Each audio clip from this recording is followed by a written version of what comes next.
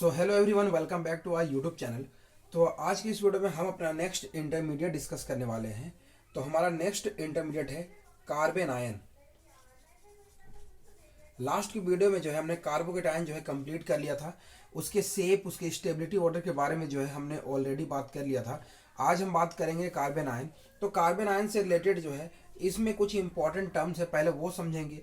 उसके बाद में जो है इनके शेप और इनके स्टेबिलिटी ऑर्डर के बारे में भी जो है हम बात करेंगे। सबसे पहला जो है कार्बन आयन का मतलब जो होता है, कार्ब जो होता है यहाँ पे जो टर्म होता है वो आपका आता है कार्बन से, ठीक है, कार्बन से आता है। और एनायन मतलब होता है आपका नेगेटिव चार्ज। तो यहाँ पे क्या होता है कि जो कार्बन के ऊपर में जो नेगेटिव चार्ज प्रेजेंट होता है उसे ही हम क्या कहते हैं, कार्बन आयन, ठीक है। अब ये जो कार्बन आयन होता है वो बेसिकली हम किस तरीके से फॉर्म करते हैं, तो इसके बेसिक रिएक्शंस के ऊपर में अभी हम नहीं जा रहे हैं। हम डायरेक्टली एक नॉर्मल तरीके से बात करेंगे कि कार्बन आयन कैसे फॉर्म हो सकता है। आपने देखा होगा कि इस तरीके से आपको एक RX स्टार्टिंग मटेरियल दिया हुआ है और इस बॉन्ड के ऊपर में जो है आपके 2 इलेक्ट्रॉन्स प्रेजेंट है। हमें क्या करना है, इसका हेट्रोलाइटिक क्लीवेज करना है। क्या करना है, हेट्रोलाइटिक क्लीवेज करना है। जैसे आप इसका हेट्रोलाइटिक क्लीवेज करोगे और ये लोन पेयर को इस R ग्रुप की तरफ में शिफ्ट कर दोगे तो यहाँ पे बेसिकली फॉर्म क्या होने वाला है, R पे नेगेटिव और X पे जो है पॉजिटिव फॉर्म होने वाला है। ये जो आपका स्पीसीज है ये बेसिकली आपका कार्बन आयन है, ठीक है। अब ये जो स्पीसीज यहाँ पे फॉर्म हुआ है, एग्जाम्पल के लिए मान लेते हैं, एक एग्जाम्पल के लिए कि ये जो आपका ग्रुप है वो आपका CH3 है और यहाँ पे क्या है, एक नेगेटिव चार्ज है।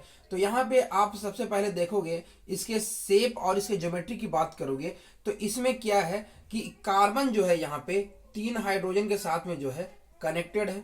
उसके ऊपर में जो है एक लोन पेयर प्रेजेंट है, मतलब टोटल 2 4 6 8, मतलब इसके जो है 8 इलेक्ट्रॉन यहाँ पे प्रेजेंट है इसके पास में। मतलब जो है इसका पहला तो ऑक्टेट कंप्लीट है,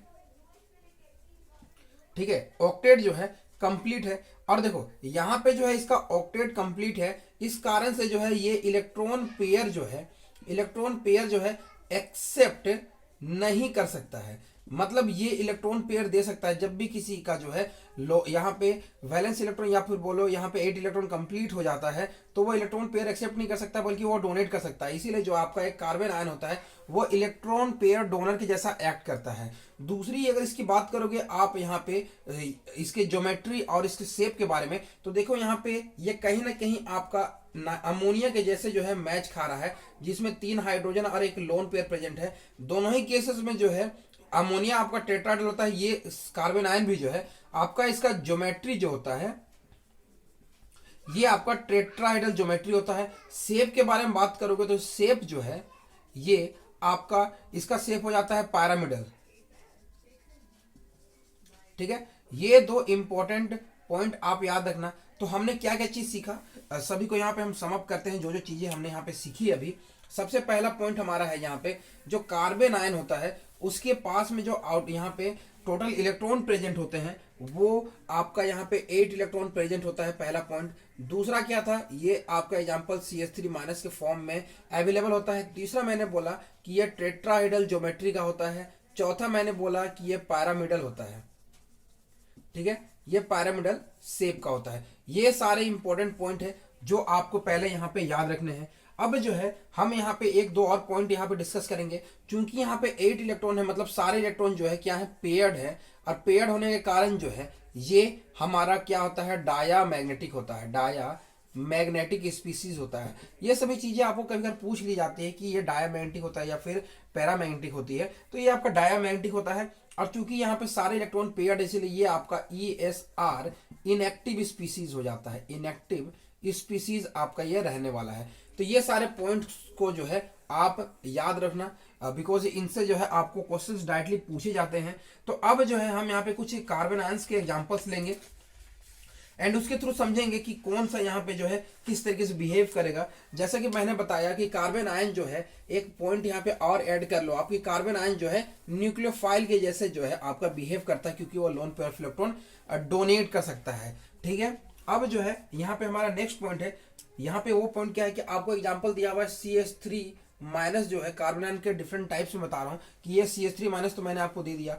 दूसरा आपका हो सकता है H C triple bond C पे नेगेटिव हो गया, ये भी आपका एक कार्बन आयन हो सकता है। देन आपका तीसरा एग्जांपल रहने वाला है CH3 C double bond O, then आपका CH2 पे नेगेटिव रहने वाला है। एंड नेक्स्ट आपका है यहाँ पे CH2 then C double bond O and H।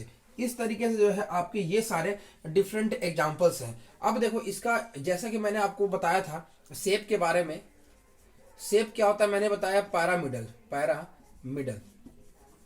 तो इसका जो है ऑर्बिटल आप स्ट्रक्चर भी बना सकते हो।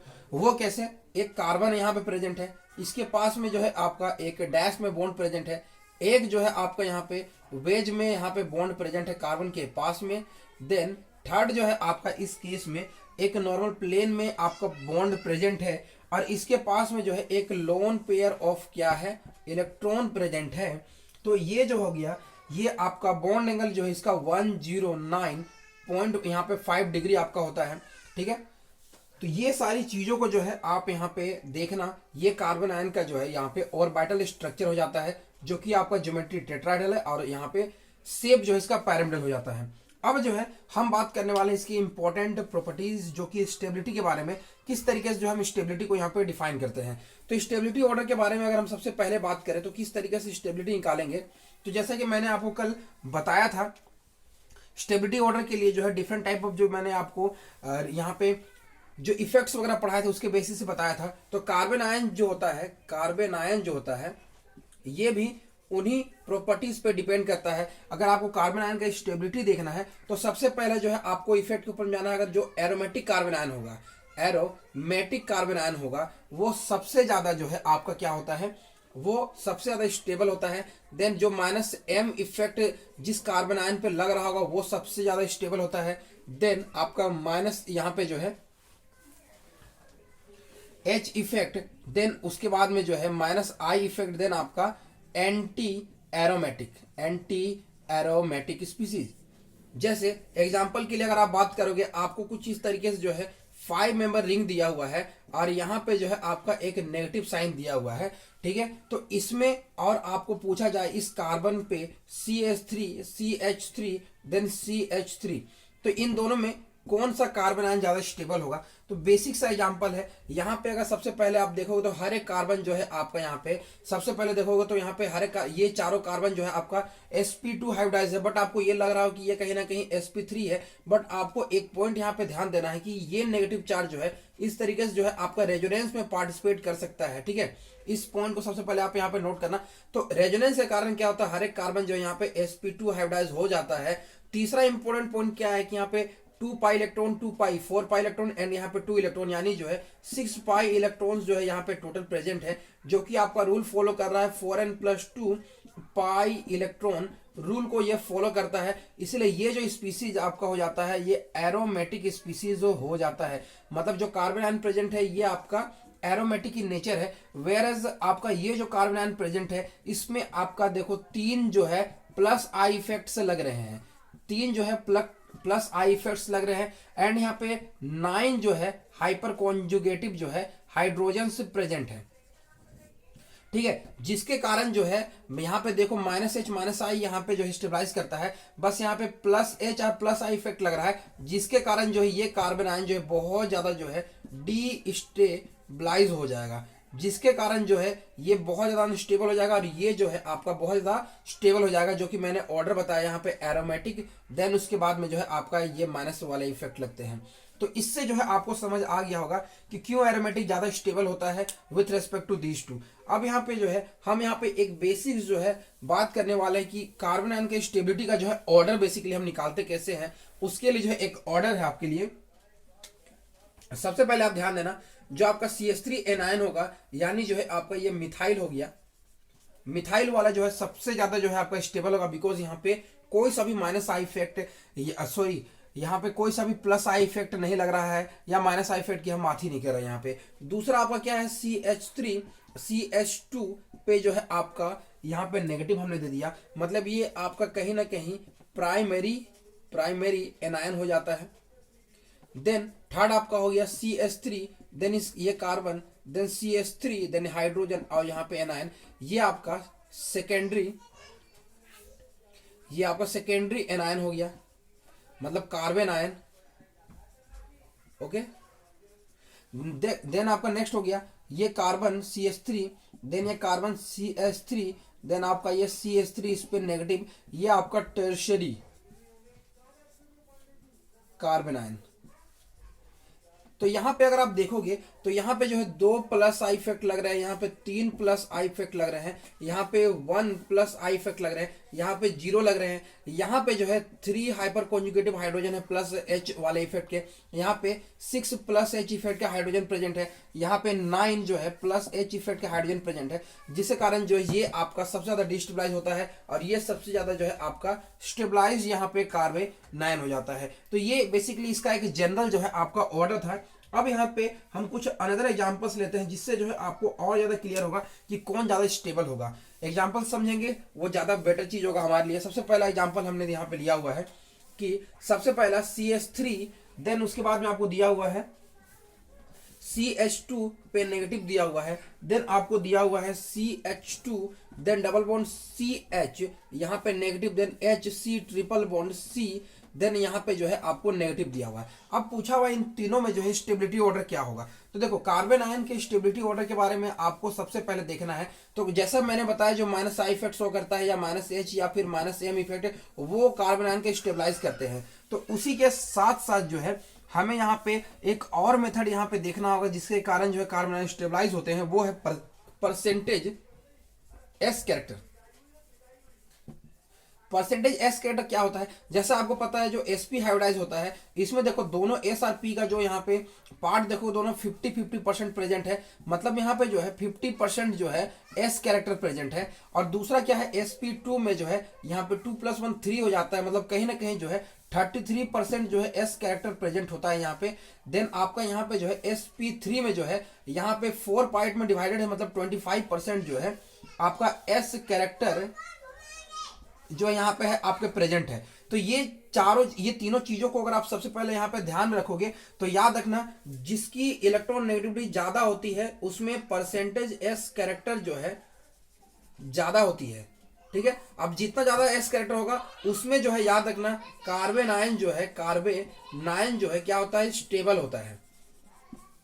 अब देखो यहाँ पे ये आपका जो है sp3 हाइब्रिडाइज है, देन ये कार्बन जो है आपका sp2 है, देन ये आपका कार्बन जो है sp हाइब्रिडाइज है, और यहाँ पे परसेंटेज S कैरेक्टर 50% है, यहाँ पे जो है 33% है, देन यहाँ पे 25% जो है आपका यहाँ पे प्रेजेंट है। और देखो जिसमें S कैरेक्टर ज्यादा है उसमें कार्बन आयन आपका सबसे ज्यादा स्टेबल होगा, इसलिए स्टेबिलिटी ऑर्डर जो है आपका कहीं ना कहीं ये स्टेबिलिटी ऑर्डर यहाँ पे रहने वाला है। अब जो है हम अपना यहाँ पे नेक्स्ट एग्जाम्पल लेते हैं कि कौन यहाँ पे ज्यादा स्टेबल है। एग्जाम्पल से आपको और समझ आएगा। जैसे अगर आप यहाँ पे देखोगे एक एग्जाम्पल मैं ले रहा हूं, वो एग्जाम्पल यहाँ पे मैंने बेंजीन रिंग ले लिया, देन आपका यहाँ पे मैंने ले लिया CH2 पे नेगेटिव मैंने ले लिया, और दूसरा एग्जाम्पल मैंने ले लिया CH3 CH2 इस पे मैंने नेगेटिव ले लिया। अब इन दोनों में कौन ज्यादा स्टेबलाइज होगा, तो सिंपली जो है आप यहाँ पे देखोगे तो इस रिंग का जो है कहीं ना कहीं -M इफेक्ट लग रहा होगा, क्योंकि ये नेगेटिव चार्ज जो है कहीं ना कहीं ये रिंग में जो है आपका रेजोनेंस में जा सकता है, जिसके कारण जो है